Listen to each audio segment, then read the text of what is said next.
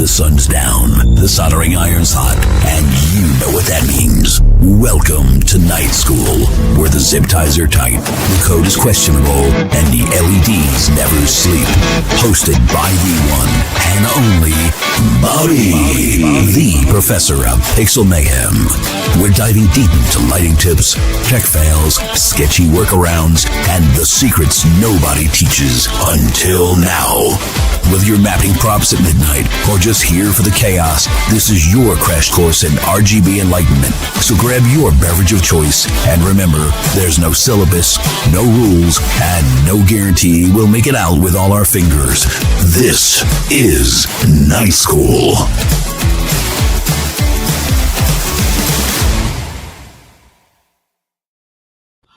Good evening, everyone. Welcome back to Night School. Tonight we're going to have Ron Armstrong. He's going to be going over troubleshooting our shows. And I would like to, this is a great sacrifice he's making. Please, if you have any questions, put them in chat. We will answer them as much as we can, as quickly as we can. So let me get Ron up here. Hey, Ron. Hello, Pixel World. How's everyone doing tonight? And Ron, right off the bat, I'd like to thank you for doing this for us tonight. Yeah. The Chiefs are on right now, so hopefully you won't be too distracted. I got the phone. I'm ready. Win. No, guys, it's glad to be here. Glad to be back again for one more Night School episode. And, like Bobby had mentioned, we're going to be going over some troubleshooting, at least in my thought processes on troubleshooting on the many shows I work on. So hopefully this is a great one for you guys and help solve some of your problems if you're running into them. But you ready to go ahead and get started or like?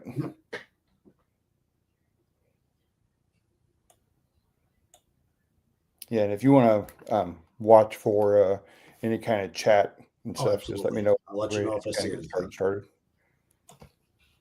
Any questions? Glad to have them. Of course, we'll also be watching for comments and everything after the fact. So we'll do our best at responding to any questions that come up if you're not happen to be watching this live, if you're watching it recorded.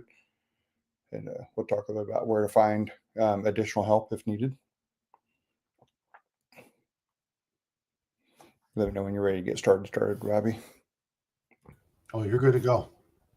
I'm good. All right, fantastic. So, everyone, so today is like October 13th. So hopefully for anyone who's doing like Halloween shows, you're already up and running and everything is going fantastically smooth for you.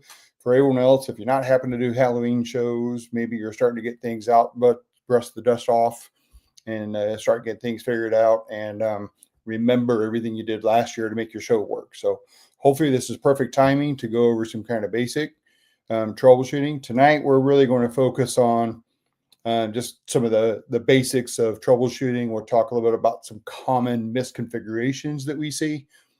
If you don't happen to be catching us live, if you are, ask away all the questions. Be glad to stop and answer what I can. After the fact, just know that there's plenty of help out there. Here at Matos Designs, by the way, we do have paid for consulting help.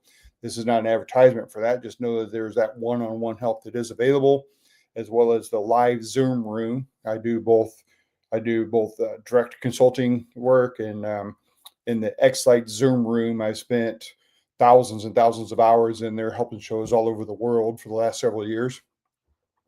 I first got in also in Facebook in those groups.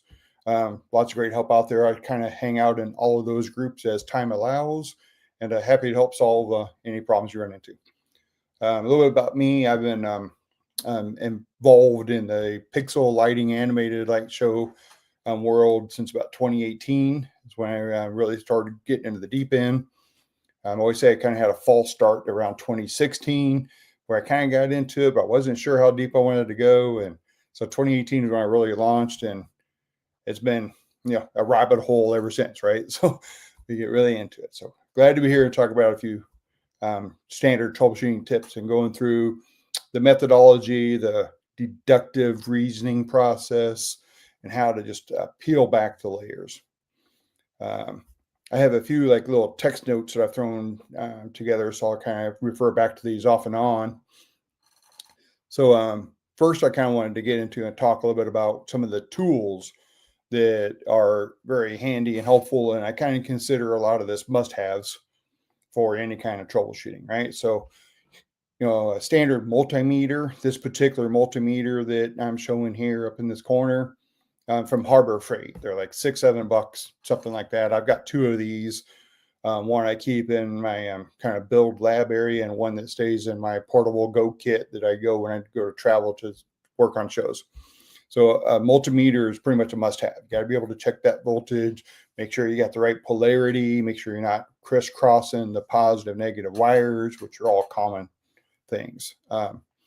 In addition to a standard multimeter, I would recommend having a inline voltmeter, ammeter. This one here is from Amazon. Didn't mean to change page. Sorry about that. It's from Amazon, and then I 3D printed a little box. This is a picture of my actual multimeter that's in one of my travel toolboxes, and I wired it up with X-Connect ends, so you can plug this in either at the end of a prop. You'll be able to see the voltage at the end. Just plug it right in your X-Connect or Weiwu if you use Weiwu pigtails. And if you plug it in like between the controller and the prop, it'll also show the actual amp current draw. So those are very good troubleshooting tools to have at hand, because we all know that distance equals resistance. So as our wires get longer or whatnot, our resistance is higher, so our voltage drop occurs. So if you're, got 12 volt pixels, and at the end of your extension, you only have 8.5 volts as an example, that's telling you right there you've got too much voltage drop, and you might have to shorten that extension or whatnot. So voltmeter is a way to measure the voltage. If you can build a little volt amp meter, and I just happen to assemble this in a little 3D printed box with pigtails. It's very handy to just plug in. You can see exactly what's going on. In addition to that, we all know we may need to make pixel repairs, right? So do I got a pixel out? Not, a good soldering iron. And in the lieu of a soldering iron and solder, maybe using some of these solder sleeves. Quick note about the solder sleeves, and I do use a good number of those. The solder in these sleeves, these make for quick, easy repairs, but that solder has a lower melting point. And sometimes when you put your wires in there and you melt those down, they may or may not make as solid of a connection as possible. So I deploy a lot of these solder sleeves, but at the end of the day, a true soldered joint, if you have to solder wiring, is going to be more durable or longer lasting. So I have had sometimes not a great connection with these solder sleeves. They get warm as the current passes through them, and sometimes they'll kind of end up having to get replaced. So splicing, soldering, repairing pixels. Another quick, easy way, aside from the soldering, I know a lot of people shy away from soldering, is Matos has these 3-lock quick connectors that have you can connect and splice 3 wires at a time, right? You got our positive, our data, our ground, as well as xLights offers both the V1 and the V2 version of Clickets. So these are very nice for field repairs. I keep I got a box of the 3-locks as well as a bag of the Clickets in my toolbox, my go kit. Have them with me all the time, and really easy to make field repairs and be able to get out there and just click, done. So I kind of consider these types of tools, among others, pliers, screwdrivers, etc., kind of must-haves. Right? Anytime we're working on our shows, troubleshooting, why is this not working right? What's my voltage reading? And then, I got a bad pixel, I got to splice it. Kind of must-haves, in my opinion. Then there's other tools that are going to be very nice to have that I might consider optional. I personally consider these, non-optional, but understand that, not everybody will have this. So the first that we're going to talk about is pixel testers, the 1-port pixel tester. So through Matos Designs has this little dragon tester, already has an X-Connect on it. Like a little wall wart you can plug in. Or I also carry one of these, or two of these actually, batteries in my toolkits. This battery has both 5-volt out through the USB connector and 12-volt out through this barrel connector. So couple this battery with any of these pixel tester types, and that way I got a portable tester. I can walk out into the show. I got a strand that's not working right. I can uncouple it from the controller, plug it right in. And I got instant check with the 12-volt battery, or 5-volt if you're running 5-volt pixels. And I can, test that, and that eliminates any controller configuration or any sequence configuration. That tests, are my lights working? So, those are very handy. This second tester here is, I just pulled one off of WireWatts. So, most of our pixel vendors sell some type of tester. The ones with these little remotes are quick and easy and cheap, but you can turn on like red, green, blue. There's like a couple of standard things you can do with the remote. The advantage of like some of the Bluetooth type testers is you get a little app on your phone, and you can actually do some standard effects on there. So I use these little testers sometimes. If I'm going to a birthday party, I have a prop, whatever, and I'll just run that tester and just fire it up and have like a couple of standard effects going. So it kind of doubles as a 1-port basic controller as well as a handy little tester. So, these are optionals. Not everybody has them, but if you really get into your show for a while, you're going to have to, try to eliminate, because the problem domain of when you're running into it can be broad, right? We're going to talk a little bit about methodology here in just a minute, and, to help narrow down where that problem might live, right? Because we know that, there's a lot of layers to putting on a show like this, kind of like an onion has a lot of layers. And sometimes you just got to peel back those layers and circle in on it. So the testers like this are a really easy way to get right down to the root of the problem. The pixel testers up here, that's, will test your pixels, right? It's an output device to test the pixels. But another tool, and I have 2 of these that I keep with me, is this F-Test that was brought out by Pixel Controller. The team that brings us the Falcon controllers as an example, and Pixel Controller come out with this F-Test device. They're about $90, so certainly not as cheap as pixel testers, but let me tell you, this has saved many a show for me when I'm out there working on things and trying to figure out what's going on. The F-Test has many functions. It can be powered off of a micro USB, or it's a mini USB actually. And it's got X-shank pigtails in and out. But it also has RJ45 connections. So it has the ability to test smart receiver input, but also send smart receiver output, pixel input, pixel output. That's pretty standard. But also like DMX input and DMX output. And I don't happen to have any videos today of like walking through some of those tests, but there are a couple of YouTube videos that Keith Wesley had put out when they launched this product that go through the full functionality of these F-tests. My recommendation, if you're serious about doing a show and you want to make sure things work, get you an F-test device and have it in your kit. We spend thousands and thousands of dollars on our show, $90 for a quality tester that can show you what's really going on, show you the actual data coming in, and it's just a very handy piece of kit.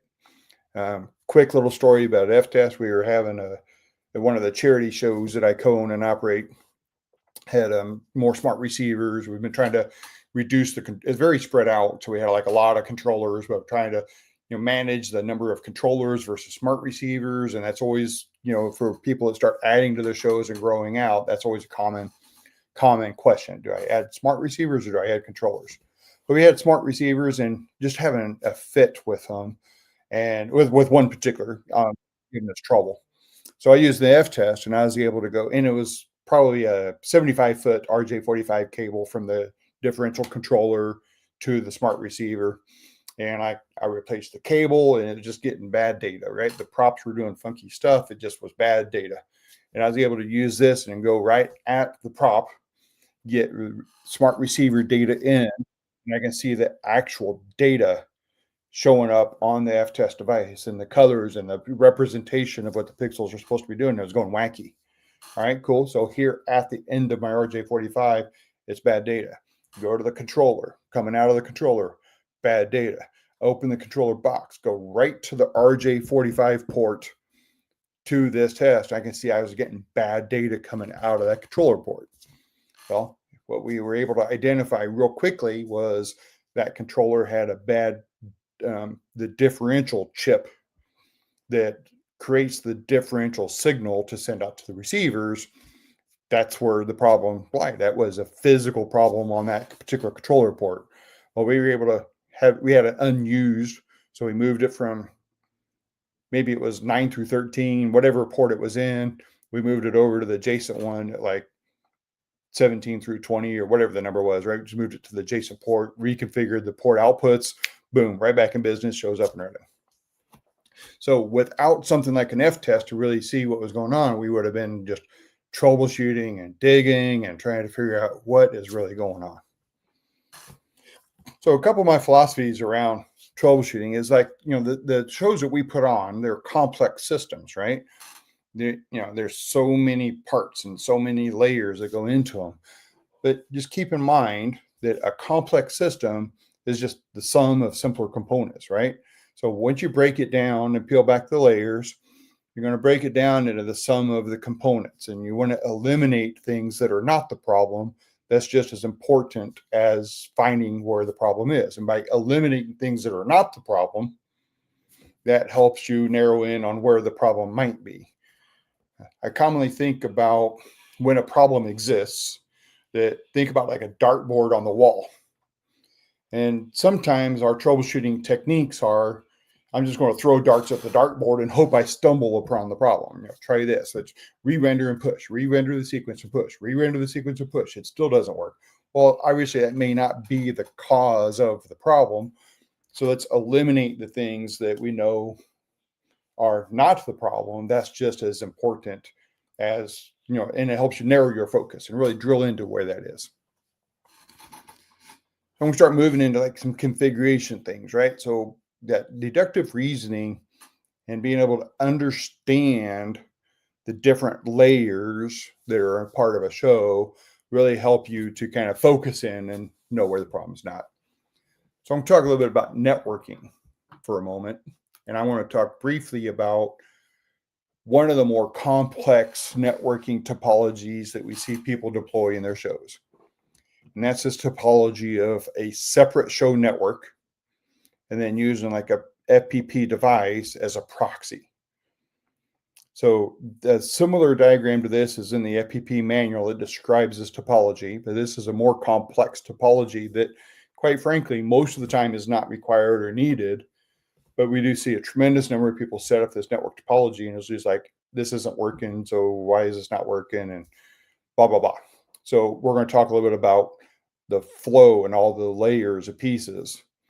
In this type of network topology, you may have like a home network represented here in green, and my xLights computer might be wireless to my home router.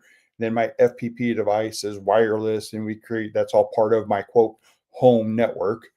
And that's kind of in green, but then we direct connect to either a switch or direct connect to a controller as a separate network. Then we have to configure the proxy device. And in this picture, I've got an example of the xLights configuration. Make sure you have your proxy IP and then the FPP configuration. So I'm going to get more into live demos, right? So as we talk about troubleshooting and the things we have here, I'm actually going to get into live demonstration. I've purposely created some misconfigurations. So I'll kind of go through the process of, does this work? No. Yes. What can it be? And then we'll walk through that live. So I think I'm going through this kind of quick.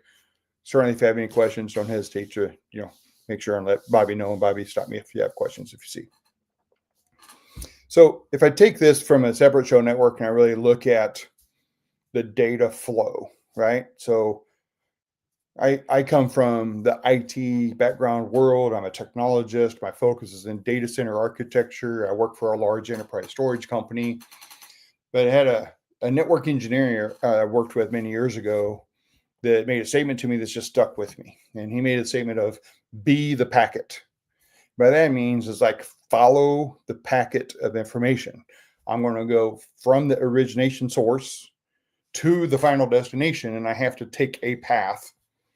So in our lighting world, if I'm doing like FPP proxy, which is one of the more complex network configurations, I have my xLights computer on the left here. So we're going to talk a lot about testing from xLights. And the reason we test from I like to test from xLights is because it tests the entire flow of the packet from the output of your xLights computer to the input of FPP, then from the output of FPP to the input of my controller. And then I'm going to output the controller either directly to lights, or I'm going to output to like a receiver, which then outputs to lights. So we have many of this layers. So I try to draw this picture to kind of show how that data flow goes, because the more you can understand what's happening, the easier you can narrow in on where that fault domain is. And like we say, that's eliminate the problems that it's not. So I want to talk about testing from the controller. So if I test from a controller, and this, I took these images straight from this drawing that I actually did for, there was somebody who was having a problem on Facebook, I think it was.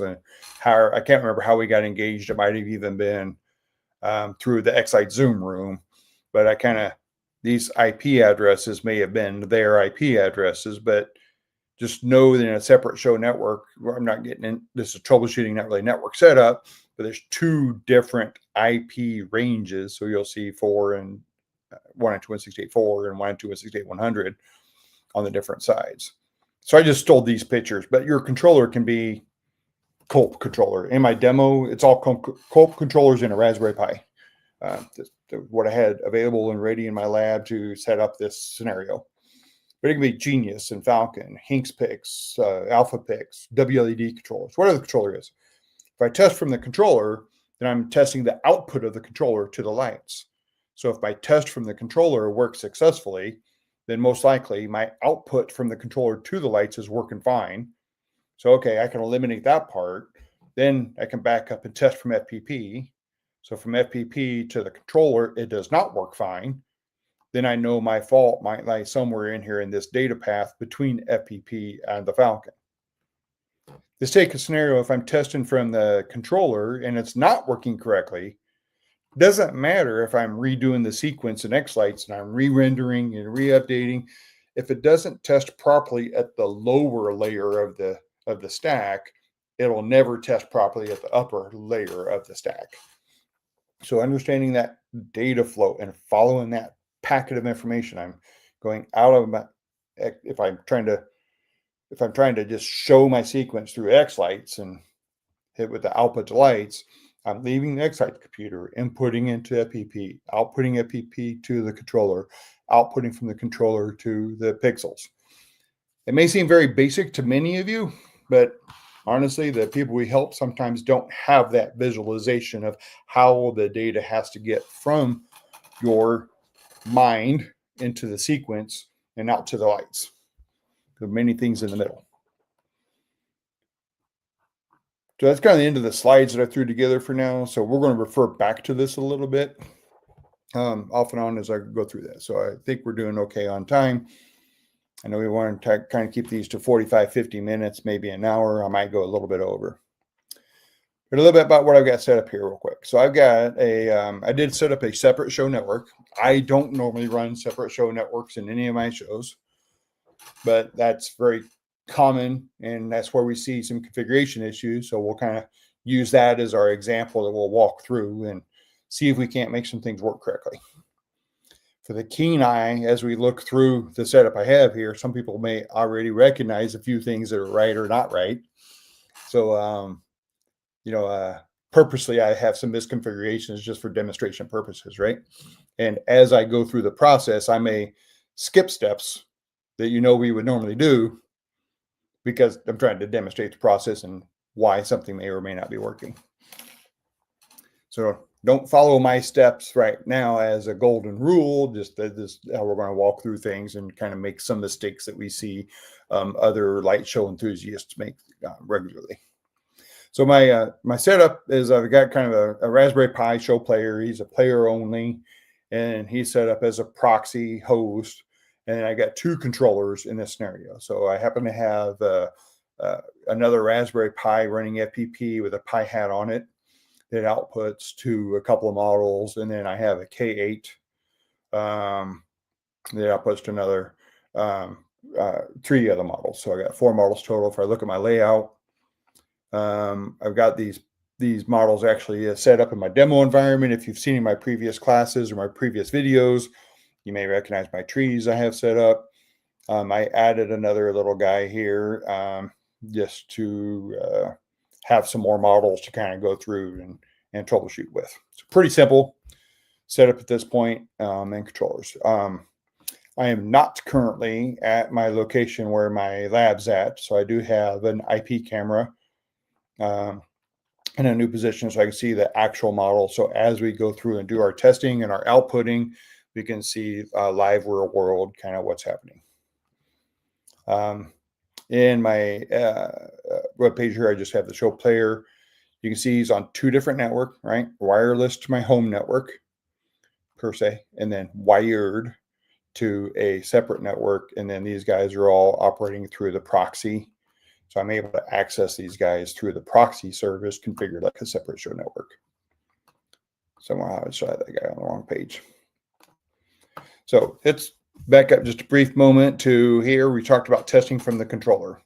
So testing from the controller, for me, it's like, okay, do lights light up? Yes or no? So let's just go to my Pi here real quick. Depending on the controller you have, most of the common controllers we utilize, even going back to the older controllers of many years ago, have a test function. So familiarize yourself with your particular controllers, how to get into test mode, how to get out of test mode. Different controllers have different functionality in their test mode, but all of them you should be able to just go to test. In FPP, under status, control, display testing is it. So just open up display testing. He'll automatically be configured for the channels that this instance is configured for. And I can just smash enable. And by default, he should be doing an RGB pattern. So let's take a quick look over. If I hit the right keystroke, I can see now that my right tree over there is going through an RGB cycle pattern. Let me throw some white in there, right? So RGB white. Now as you go through red, green, blue, white, I can just set their pattern. So that's all I have configured on that controller. So yep, that's testing as I would expect. So by default on FPP, when you go in for testing, you have cycle. You can also choose like individual fill. So I just want like a solid color. So let me just turn this on to like red and red only. Take a look. Yeah, that's red. And this just coming in here and enabling it should test everything that's connected to that controller. If you're a Falcon controller, I don't have one part of this demo environment, but I have one here. So on Falcon controller test, you have different test types that you can do. If you just want to do a standard, I'm going to do a chase. If I enable, then any pixels on these ports should be enabled. Falcons, you can test individual ports if you want. I just want to test port 3. We're going to go more into port testing when we get to testing from xLights. So my initial testing from the controller is, hey, does everything turn on I expect to turn on? Yes, no. From a Genius controller, similar testing that's available. Go to the testing tab. This is just a Genius 16 port. And again, you can turn on and off individual configured ports. You just enable all into a test mode, and anything connected to that controller should be going through whatever test pattern you have selected. So most of our controllers have a test method. My initial test is go to the controller. Does everything turn on? Yes, no. Cool. Then I want to move up the line when we talk about our path. All right, so let me test from FPP. In this setup, all I have actually connected are FPP controllers. So we were just kind of testing from within FPP in this scenario, right? I'm not testing from my show player at this point purposely. but that's available. But just test each controller individually, and then I move to xLights testing from there. Because if each controller individually, something lights up, I know the output of those controllers is outputting light. I did not do that same test on my K8. So let me go to status control display testing, just turn everything on. Let's take a look at what's happening. And I can see that I still have testing going on over here at the Pi. Let's turn that guy off. This, and if I just do a single color, that's all red.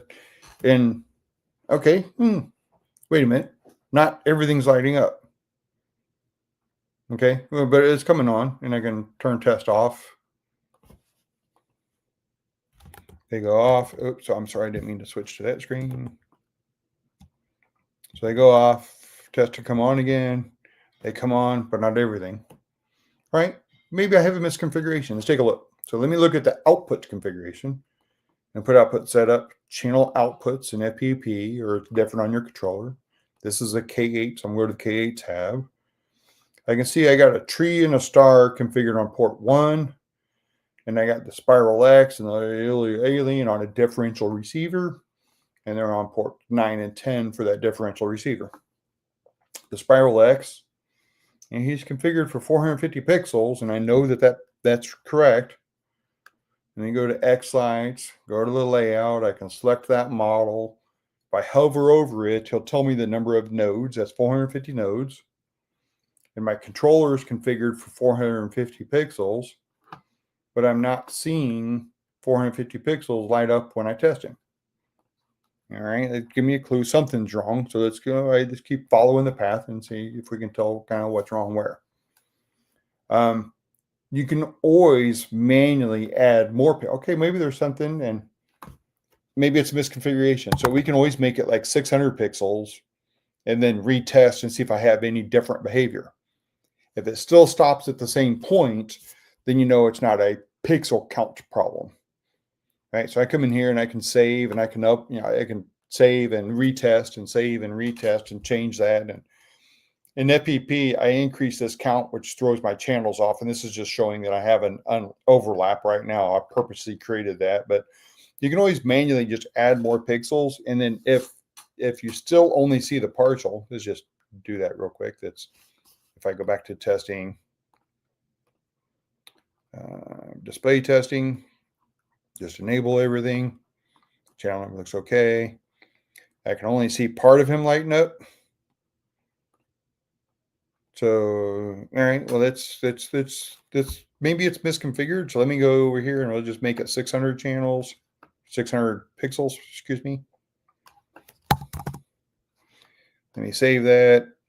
And if this was the wrong pixel count, this should now be outputting more pixels. But if I go back to test, when I make modifications, it kind of turns the test off, which that's fine.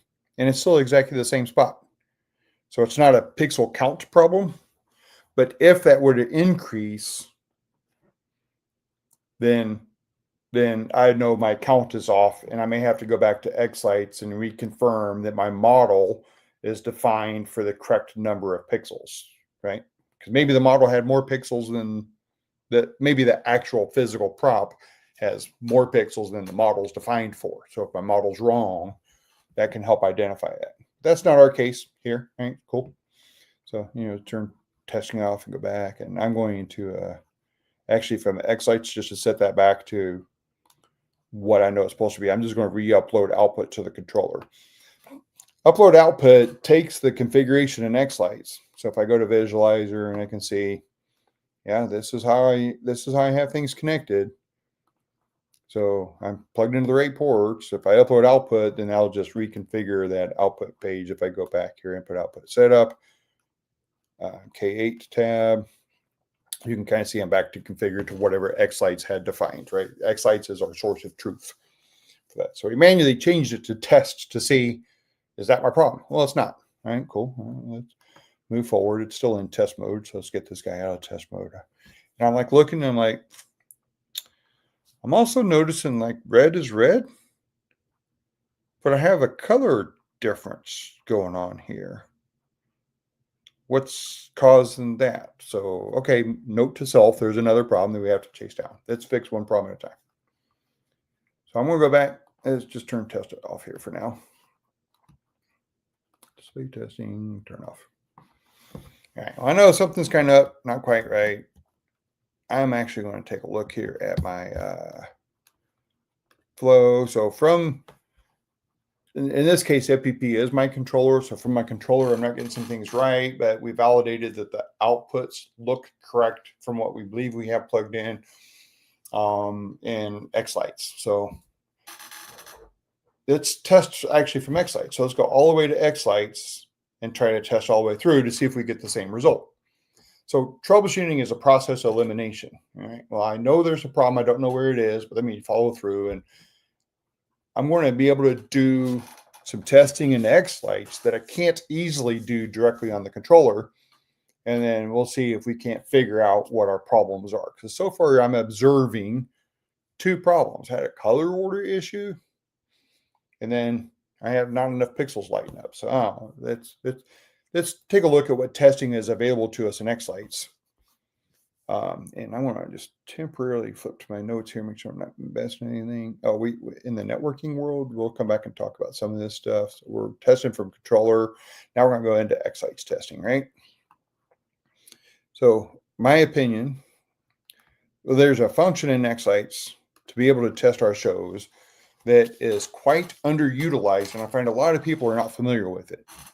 But it's very powerful, and it's very good. So let's talk a little bit about the tools that we use to help troubleshoot our show, right? All right. So I'm going to go to the tools menu and go right up here to test. So there's a test functionality that's very powerful, built right into xLights. So let's use it a little bit. For those who are not familiar here, it's two halves. The right half is which tests do we want to do.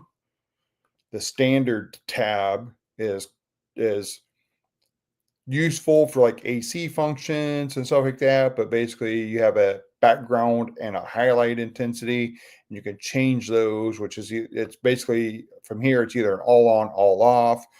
You can kind of chase or alternate between the background and the highlight. So for standard pixels, this tab, not terribly useful. Can be useful, but not necessarily. But the RGB tab is more static. How I test with what I refer to, let's go to background and then change our background color. So these are first channel, second channel, third channel. So this should be red, right? This should be green. This should be blue. And of course, if we set these anywhere in between, that should be whatever resultant color from what we have selected here. I'm just going to throw that guy up at red, this guy all the way down, this guy all the way down. That should test red on our pixels, right? Our first channel for every pixel based upon what is selected on the left-hand side. So the right-hand side is which test type. The left-hand side is what am I going to test. So where I find very helpful is let's start at the models tab. The models tab shows all of the models in our layout. You'll notice I have one here that says unavailable because that model is not currently assigned to a controller. It's not associated with the controller. So when you have a model in xLights that's not yet configured to go onto a controller, it's going to show up as unavailable. And there's really not much. I can't click on them. I can't really test something that's not configured. But a model shows me all of my models. And I can actually expand these guys, and I can go to submodels, and I can turn on individual submodels. And I can actually come down to the individual nodes, and I can turn on individual nodes. All right, so cool. Let's turn on the spiral X and see if we get any kind of output. So basically, the spiral X is selected, and I should be just getting a solid red on the spiral X. Let's take a look. I'm not getting anything anywhere. Another value of this tool is when I select an individual model, that model and only that model should light up, nothing else. But nothing's lighting up. All right. I'm outputting the lights and I've got that selected, but nothing's showing up. Let me go back and review back to, okay, I'm coming from xLights now. I have to go to FPP before I get to my controller and my lights. So I'm outputting from xLights to see if I'm inputting into FPP. So flip to FPP. This is the show player that would be the guy in the middle. And I can see I get a message here that I'm receiving DDP data from this guy, but I'm not showing any data as being received. All right, that's a common issue we see regularly. Let me check that the input is enabled. So, all right, so I have to input into the FPP in this scenario because I'm following the data flow. Go to, oh, that's not enabled. Let's enable that and see what we get. Cool. Save that. In FPP 9, by the way, a lot of the configuration changes are kind of more live. Historically, in older versions, after you make a change, you have to restart FPPD. Sometimes you might still have to manually restart FPPD, but for the most part in 9, it should be kind of a soft restart. So let me see if I'm getting anything outputting at all now. No, let me go back to my status page. Then go live update status. And he's receiving data. So is he outputting data? So this kind of test is going to be, because I'm doing multi-sync controllers. So it receives into the show player, but it's not going to output. All right. So again, back to our data flow. I'm going from the xLights to my proxy device, but then I have to output real-time data to my controllers. So in this scenario, my controllers, so, okay, I'm receiving in now. Am I outputting? Well, let me check outputs. So outputting from here to these other controllers is over network. So let me check outputs now. So inputs are enabled, and I can go to the status page, and I can see now I'm receiving data, right? I'm live updating, I'm receiving data in. Cool, fix that problem. But now I'm not outputting. So go to channel outputs. So in an FPP or in a multi-sync show where you have like a player and a remote doing multi-sync, there's not a configuration to output the network data to those second controllers that are in the separate show network. So, and we don't have any outputs configured here, right? This guy is just, you know, he's a show player device. I don't have anything configured for output because he's supposed to be multi-sync. Not to get, you know, this isn't the networking class to get into those details and all, but normally he's telling the other guys to play show. So testing from xLights may or may not be enabled because we don't have our outputs enabled.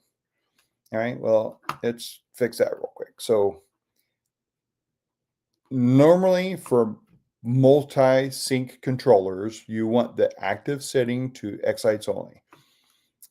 To troubleshoot our issues, I'm going to temporarily set these controllers to active.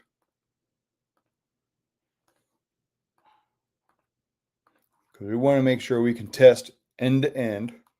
Then I'm going to do an FPP connect. Active means I'm now going to expect those controllers to actively receive data over the network. So in order to do our end-to-end testing, this has to be enabled. Sometimes we have to enable this temporarily, even though it's not going to be enabled to run our show. And to enable that, we're going to pick our show player. We want to make sure and have our UDP out set to all. If you're doing like Falcon's Genius, Hinks Picks, Alpha Picks type of controllers, those are an active controller. So you need your player to send all active data over the network to your active controller. So we're temporarily configuring these guys as active controllers. And that should just take a moment and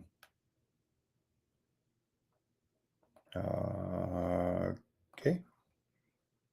That shouldn't have happened. Why is this guy not 2508? It completed that time. We got that error message at first. I was not expecting that, truthfully. So that error message basically gave us a 404 error, meaning they couldn't connect to the show player to do that update. But the second time it did work. Down here at the bottom, you can see upload complete. Let's go back to our web page and double check. So my outputs, I'm just going to refresh. All right, now I got my outputs enabled. and my output. So now this guy is going to send data from the FPP device to our controllers, in this case, Colt controllers. Cool. Let's go back to xLights test. We're working through the layers, right? Be the packet, follow the packet, peel back the layers one at a time. Models, turn on spiral X. Boom. Am I getting anything lighting up? I turned on the spiral X, but my illegal alien's lighting up. Oh, that doesn't seem right. Interesting. Well, let me turn on the illegal alien and see what happens. Oh. Well, I'm getting the wrong model when I choose the right model, so something ain't quite right. All right, let me now move to the controller tab on testing. So now I can look at the individual controllers. I can go down. I know that I got the port 9 and port 10 are used. I can expand these and see that. So if I click on port 9, the illegal alien's lighting up. And if I click on port 10, I can see that the spiral X is lighting up. Well, I bet I have those backwards. So if those are backwards, go to the visualizer. I guess I'm actually plugged into the wrong port. I knew I was plugged into the right port, but I swear I'm plugged into the right port. But the test proved that they were plugged into the wrong port. All right, let me reconfigure that. Upload output. I made a configuration change. So I'm going to hit save. My upload output. I didn't see the completed down here, so I just did that. Let's go right back to test. Let me test those ports. Go back to the K8, port 9. I'll just do 9. 9 is supposed to be now the illegal alien. Negative illegal alien. If I turn on port 10, that's supposed to be, if I expand this out, I can see the spiral X. Oh, I have port 1 turned on. I didn't mean to turn on port 1 as well. That's fine that I did, but hey, it was working. Oh, I got the whole thing now. So that whole problem was because I just had the wrong thing plugged in the wrong port. I can turn on both. I can go into test the submodels. So even from the controllers, if I expand the spiral X, I can go to individual nodes. I can turn on like the first 3 nodes. Right? Where does it start? It starts right there, whatever. But if I go back to the models, remember, and go to the spiral X, I can turn on individual submodels. So front spiral. Yep, that's the spiral. Let's do the spiral big. You know, that looks like a loopy spiral. I'm going to test all the individual models. Let's turn on ball 3 and ball 4. This is very handy for showing. Let me turn some of these things. Let me turn everything off here and just turn on a couple of the balls. You can see I get those particular balls. So this is extremely handy for like faces, submodels. Did I wire my prop correctly? Because another common problem is the way that I push the pixels in the prop and added the pixels may not match the way that the model's configured in xLights. But if you can come in here and test, you can turn on individual pixels. You can turn on specific submodels. This is a fantastic way of drilling in and testing. Do I have my wiring correct according to the model in xLights? And I can do just the head. I can do, this guy doesn't have a ton of submodels, or I can go in and turn on, you know, individual lights. I got another little sample we're going to get to, hopefully, if we have time here in a little bit. I know we're about 10 minutes from top of the hour. So very handy are the models. You can turn on individual models. We found our port discrepancy. Red's red. Turn on green. Oh, wait a minute. It's supposed to be green, but he's blue. I can see in the color back there. Let me check over here. Oh, now he's green. So if you get different colors than you expect, this is a good way to test my color order. Now, again, from the xLights doing this, this gets us all the way end to end, right? From xLights to my Raspberry Pi, to my controller, to that. So is it a controller issue or an xLights configuration issue? You know, I know I got a color order problem. Let me go take a look. Well, there's a couple places to set color order. I know my illegal alien is the one with that color order problem. Why it purposely I don't remember setting this to RBG. Why? Evidently, maybe I used different pixels on this and I had to set the color order. When I'm just going to remove the color order and try to set that back. I know everything in this controller connection section. Whatever you set here, if I define a brightness, if I define null pixels, and these options vary depending on the controller that you have that this model's associated with. So I was defining a color order, but these are RGB pixels. I don't need a different color order. So in this case, I want to change that. I want to re-upload outputs because I know those settings require an upload output for them to become effective because those settings apply to the controller. Quickly back to test. I'm rushing through some of this stuff. Now let me I'm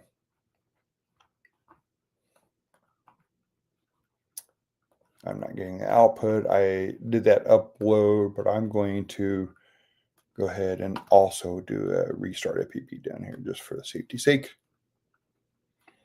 Because I noticed my test was not outputting. I need to go back to xLights. Sorry. Tools test. Models, alien. And now my green is green. I had a misconfigured color order in that scenario. So if it wasn't in the model and not within xLights, then you have to go look at the controller. You got to kind of peel back those layers and go and test your colors from the controller itself. You can also, the display testing here, I can go and select individual fill colors. And I can say, okay, is red, red? Yes. Is green, green? Yes. Is blue, blue? Yes. So another way to test the color order from xLights or from the controller itself, depending on the controller type you have. Sometimes testing color order from the controller is a little bit more difficult. Let me go back to my little note section here and kind of catch up, make sure I'm covering all the topics I kind of wanted to real quick. Individual models, the controller port. Oh, the model testing in xLights. So another, in that same test window, I can go to an individual model. Let me turn this guy off.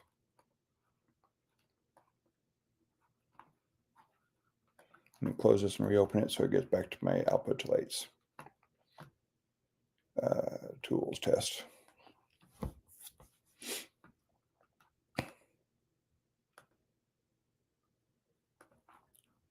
Did I turn off testing in here? No, I did not. If you leave your controller in test mode, then it's not going to receive data from xLights. So make sure your controller is not in test mode if you don't need it in test mode. All right, cool. So another great help that we have, and I want to switch over to one of the cycles. Cycle just means that whatever I select is going to cycle through red, green, blue. You can kind of see in the background, he's going to cycle through red, green, blue. Another way to spot color order problems is turn on like the ABC all, and this should be in color order. So look for white. I'm going to do ABC all none.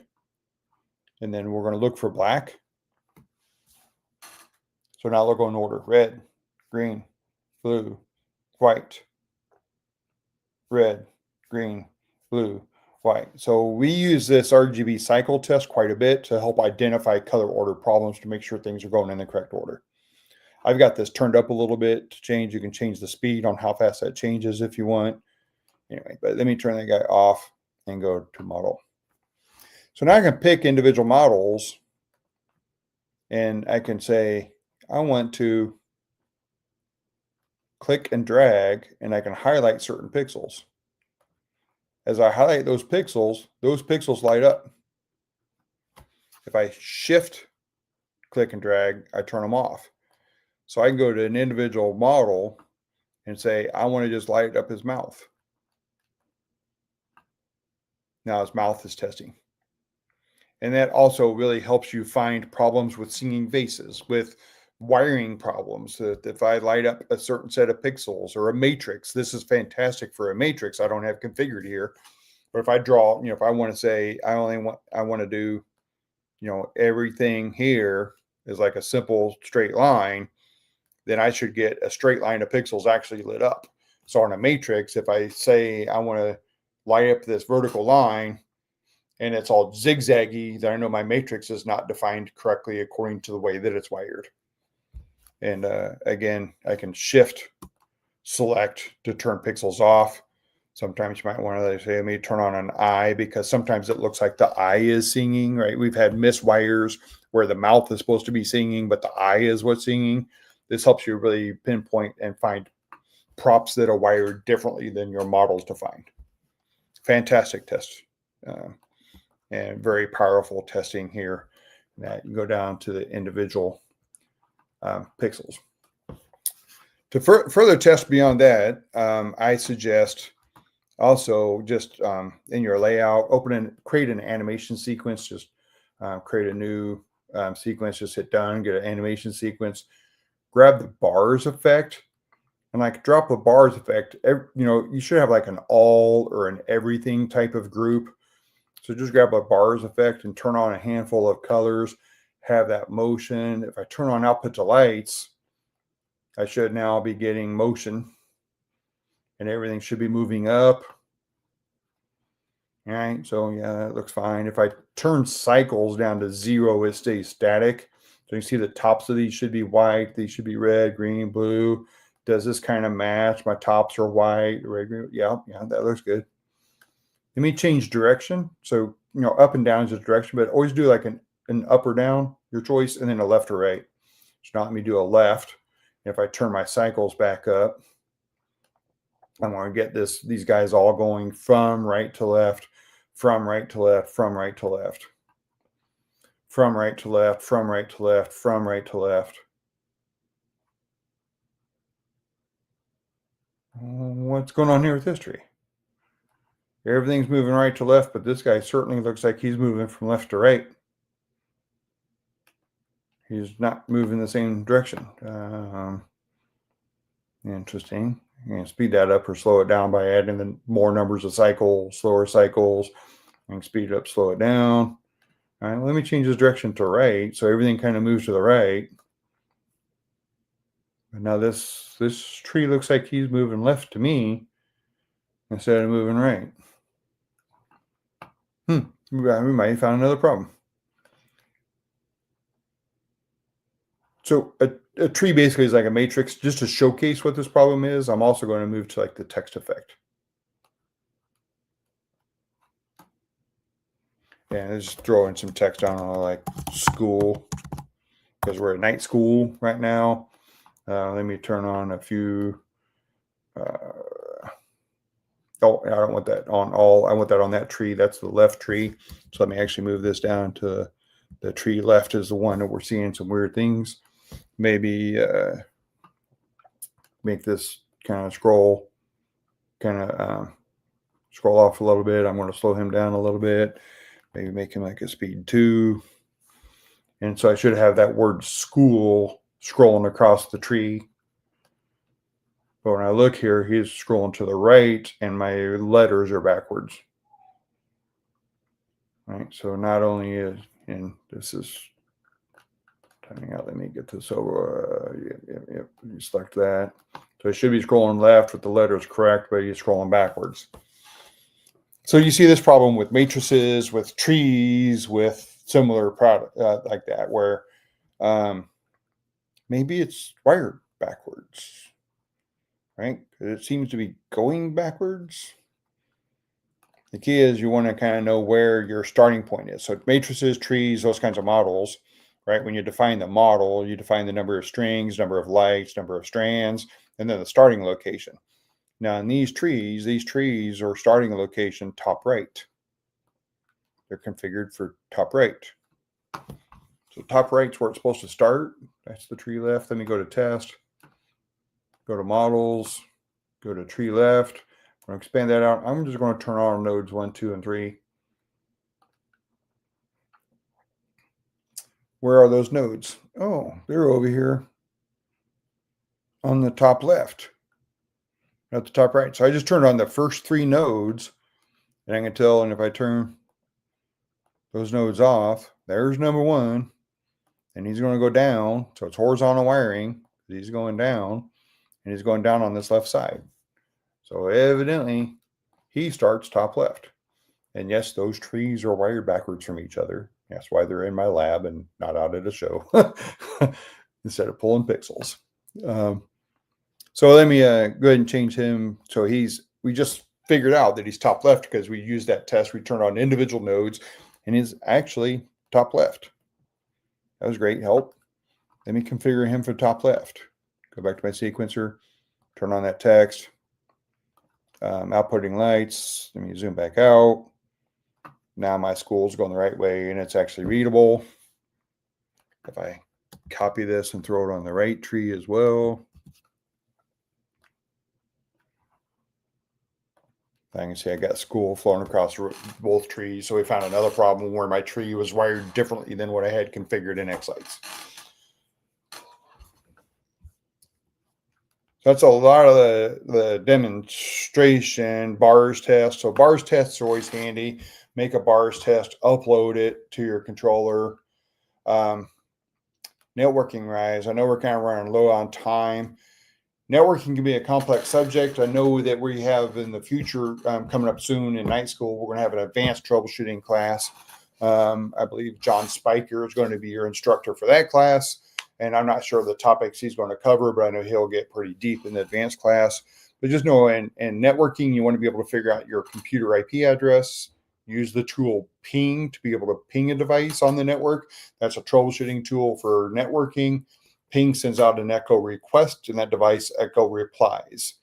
So it's a way of a quick, basic, low-level networking. Did that device respond? If it responds, you know that you have a communication channel between those devices. If it doesn't respond, you know you have networking problems. That's maybe why your thing's not working. I talked about show network and those complexities. Another thing around networking is know your network that you're configuring, the subnet mask. There are like some common Wi-Fi extender mesh networks that configure a different subnet mask than is most common in home networks. So in most home networks, there's going to be 255.255.255.0. But on Eero meshes specifically, the default configuration is going to be a 255.255.252.0. So it's your router in your network that defines your network scope. And if you misconfigure your subnet mask when you're configuring a controller or your Raspberry Pi, you may not be able to communicate with it because your subnet mask is misconfigured. So there's a lot of things that go into what's the right subnet mask for your network. Just know how to try to get that. And if in Windows, the most common, go down to the tool here, do a CMD for command prompt. And then we're going to run a command prompt tool called ipconfig, all one word, ipconfig. And you can see your IP address and you can see your subnet mask and you can see your gateway. So a lot of times we'll look at your computer to get those details to help define your home network and just make sure when you're configuring interfaces for your home network, like the Wi-Fi of the Pi, that you make sure that your subnet mask is the correct subnet mask for your network definition. I can get into more some FPP multi-sync and all, but maybe we'll come back in another class and have some further. But I'm going to be mindful of everyone's time tonight. So Bobby, I don't know if we saw any questions coming in live or if you had any questions, anything specific that we'd like to see cover and how to troubleshoot common misconfiguration issues and do basic troubleshooting. No, Ron, there weren't actually any questions in there about the class. Actually, one thing I was wondering, though, you had at the beginning, you were talking about the voltage meter that you have. Yeah. Would you be able to provide like the which one it is that you got like in Amazon and your maybe even your file, your STL file for the so anybody can make it then? For printing that particular box, I'm happy to supply that. I don't know how you want to get it to people. If I send it to you, Bobby, would you be able to like attach those into the comments of the video or something? I'm not sure, but I mean it's something that even I'm interested in myself. Yeah, I'm happy to supply that. So if I go to Amazon and ammeter is what I kind of looked for. An ammeter is a meter that measures amperage and all kinds of different things. But these guys, I bought like a 2-pack, and this 2-pack's like $10. So this guy's really cheap. When you go to the link, last purchased in August of 22. That's when I built that guy. And I actually built a couple of them, and I actually gave one to another show owner. And there's a bit of a wiring diagram associated, depending on what meter you get. And ideally, we understand wiring diagrams a little bit, at least at the basic level. And I just followed the kind of like this wiring diagram, and I tied directly into pigtails. I'll have to go dig out the STL file, but I'm happy to display it to you, Bobby. Yeah. And anyone else who's interested, comment on the video wherever you like, if you want that. And maybe we can, I'm not sure if we can attach files to like YouTube contents. Well, we can probably put it like a Google Drive and share it that way. Yeah. So I found that box originally on Thingiverse. It was a box from somebody else. I kind of sliced it and cut it and made it a little bit taller to fit that meter in it. So it was a shallower box. So I kind of sliced it up using Tinkercad online. I just figured that since you already created it. Yeah. I'm happy to share what I have there. There's another box that another community member had designed, and I had printed one of those in a rough draft as well. So I made the second one, and it had like a rounded bottom. It was a little bit smaller, more concise, easy to kind of hold in the hand. I don't have that STL, but I know that there's some out there. I believe that one might be on Thingiverse somewhere, but I'll send what I have. Absolutely. I'm fine with that. Okay. And I might refine that wiring diagram. It's been 3 years since I built that, so I'm sure I've got a wiring diagram somewhere. But I had always envisioned this box is not deep enough, but you can always put like a pixel in here as well. And then like you can split the data so he doesn't actually consume a data spot. So I thought about remaking one and putting a pixel in there, and that pixel would be the same as whatever the first pixel in the wire is, because you can wire that in parallel. I think some other community members back when we were making these did do one with the pixel in it. And I thought that was a really good idea. Well, not my original idea, but it's certainly a great idea as well. And that way you can get a pixel in this box and you can see what at least the first pixel is supposed to be doing. That'd be handy. But yeah, I'm happy to share that. And I'll share the link to the specific ones that I bought here and from Amazon as well. And we got Randy here saying he's been doing a show for almost 10 years and still come across issues. Tips tonight will greatly help him identify issues without having to go to the Zoom room. Yeah, the key I wanted to present was the methodology and how to peel back the layers and how to troubleshoot, which is not it's not an automatic thing in a lot of people because they may not have the clarity of the complete. As I was thinking about what to cover and understanding the data flow and how everything has to connect together and what layers are involved, and I thought that was very helpful trying to teach the methodology behind troubleshooting, not just you got this problem, fix this problem. You got this problem, fix this problem. That's like throwing darts at a dartboard, which is great. But, sometimes we run into unknown problems, and that's the key. If you have a known problem, execute the fix. Next. Unknown problems, determining that is kind of what I tried to present today. So hopefully it helps everyone out there. And no matter how long you've been into it, it's interesting to see the testing capabilities that are available that I find interesting that in people that we help and work with all the time are not aware how powerful this test tool right in xLights is. It's not available on your phone if you're outside. That's where laptops are handy. You can go out there on your actual show with your laptop and you can turn things on and off. Every show I set up, I'll go out there and I'll go through every single model. Is that the model I want it to be? And I'll just sit here and go through every individual model on every show that I go set up. And it just helps you identify those misconfigurations, the plugged in the wrong port kind of things very quickly. All right. Glad those tips hopefully will help you as you're setting up your show. I'm here coming up soon.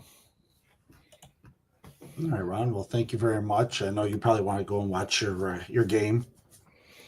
I'm here for the community. The game's secondary. So yes, I'm a fan. Yes, I'm missing it. That's okay. They're winning. I see they're winning. So yeah. Let me check the phone. Like I haven't even been paying attention. So Oh, yeah, 10 to 20. Go Chiefs. Brian McVeigh, I know, is not listening right now, not paying attention. Go Chiefs. I mean, you know, I'm a Bills fan, so you know, I unfortunately I am rooting against the Chiefs because I'm fine with that. Go Bills! You know, hope to meet them in the playoffs. That would be nice. I love those games. Great games between those two teams. Yep. Oh yeah, they're always a shootout, especially at the end. Yep. All right, Ron. Well, thank you very much for coming on again. Very insightful information that you have, and as Ron did say, we will have John Spiker on next. He's actually going to be on next week. He's going to be going and doing more advanced troubleshooting and work, you know, figuring out problems for your show. Again, thank you for tuning in, and see you guys next week. Be good, do good. God bless. Go Bills. Well, that's it for tonight's lesson in light-based lunacy. So smash that subscribe button, zap a comment below, and share your worst tech fail. We might even feature it in the next class. Until then, stay lit, stay learning, and always remember to bring a backup SD card. Night School dismissed.